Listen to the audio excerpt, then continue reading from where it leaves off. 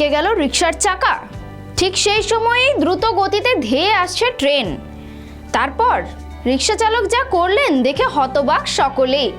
মুহূর্তের মধ্যেই ঘটে গেল অদ্ভুত এক ঘটনা। নেট দুনিয়ায় বাংলাদেশের এই ভিডিও ভাইরাল হতেই ধেয়ে এসেছে মন্তব্যের ঝড়।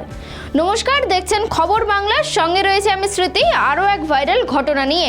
রেল লাইনে আটকে গেল রিকশার চাকা, দ্রুত গতিতে ধেয়ে এলো ট্রেন। তারপর রিকশা চালক যা করলেন দেখে হতবাক সকলেই। মুহূর্তের মধ্যে ঘটে গেল এক অদ্ভুত ঘটনা। নেট দুনিয়ায় ভাইরাল সেই ভিডিও।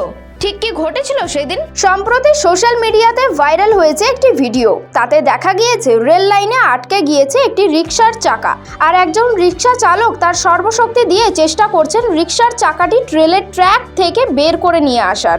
কিন্তু শত চেষ্টার পরও তিনি রিকশার চাকাটিকে বের করতে পারছেন না। তারপরেই ঘটে গেল ভয়ঙ্কর এক ঘটনা। ওই লাইনে ছুটে এলো এক দ্রুত গতির ট্রেন।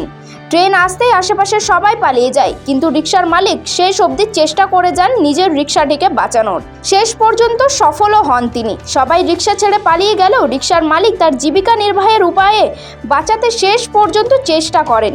নিজের রুজি রুটি চলার একমাত্র মাধ্যম ওই রিকশাটিকে বাঁচাতে রিকশা চালকের প্রাণপণ চেষ্টা নজর কেড়েছে নেট নাগরিকদের। যদিও কেউ কেউ বলেছেন এটা রিকশা চালকের অবহেলার ফল, আবার কিছু ব্যবহারকারীরা রিকশা চালকের কঠোর পরিশ্রমের প্রশংসাও করতে দেখা গিয়েছে।